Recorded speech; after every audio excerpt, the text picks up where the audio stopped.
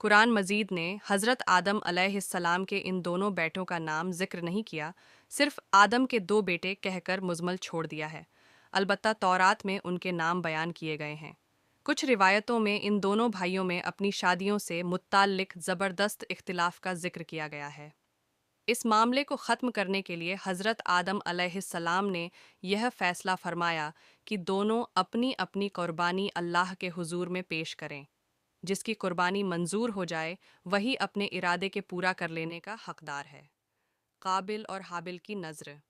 जैसा कि तौरात से मालूम होता है, उस ज़माने में कुर्बानी के कबूल होने का यह इल्हामी तरीका था कि नज़र व कुर्बानी की चीज़ किसी बुलंद जगह पर रख दी जाती और आसमान से आग ज़ाहिर होकर उसको जला देती थी।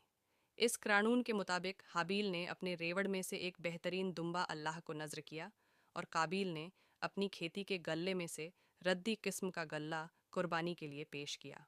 दोनों की अच्छी और बुरी नीयतों का अंदाज़ा इसी अमल से हो गया। इसीलिए दस्तूर के मुताबिक आग ने आकर हाबील की नज़र को जला दिया और इस तरह कुर्बानी कबूल होने का शरफ उसके हिस्से में आया।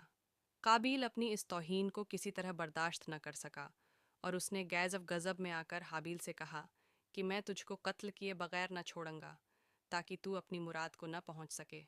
हाबील ने जवाब दिया, मैं तो किसी तरह तुझ पर हाथ न उठाऊंगा, बाकी तेरी जो मर्जी आए वह कर। रहा कुर्बानी का मामला, सो अल्लाह के यहाँ नेक नियत ही की नज़र कबूल हो सकती है।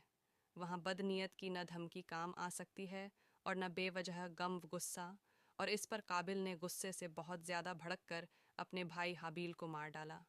कुरान पाक में न शादी से मुताल्लिक इख्तिलाफ का जिक्र है और न इन दोनों के नामों का जिक्र है, सिर्फ कुर्बानी नज़र का जिक्र है और इस रिवायत से ज़्यादा हाबील की लाश के दफन से मुताल्लिक यह इजाफ़ा है।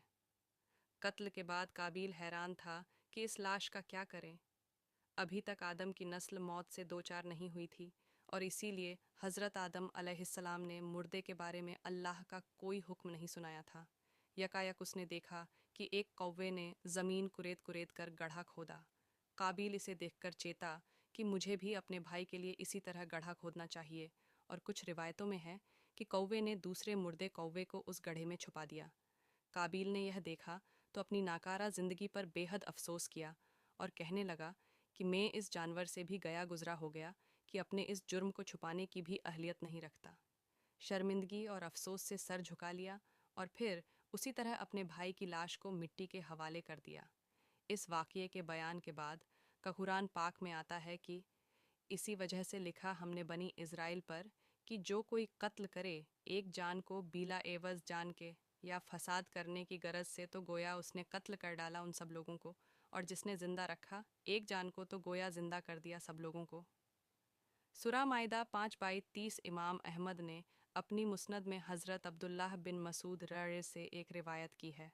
अल्लाह के रसूल सल्लल्लाहु अलैहि वसल्लम ने फरमाया कि दुनिया में जब भी कोई जुल्म से कत्ल होता है तो उसका गुनाह हज़रत आदम अलैहिस्सलाम के पहले बटे काबिल की गर्दन पर ज़रूर होता है, इसलिए कि वह पहला आदमी है जिसने जालिमाना कत्ल की शुरुआत की और यह नापाक सुन्नत जारी की।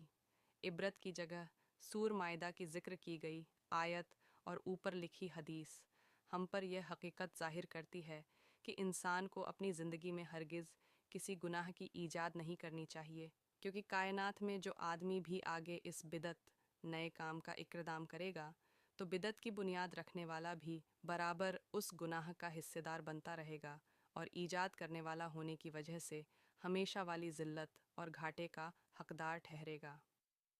नऊज़ुबिल्लाहि मिन ज़ालिक। हज़रत आदम अलैहिस्सलाम के इन दो बेटों का ज़िक्र सूरह माइदा में किया गया है।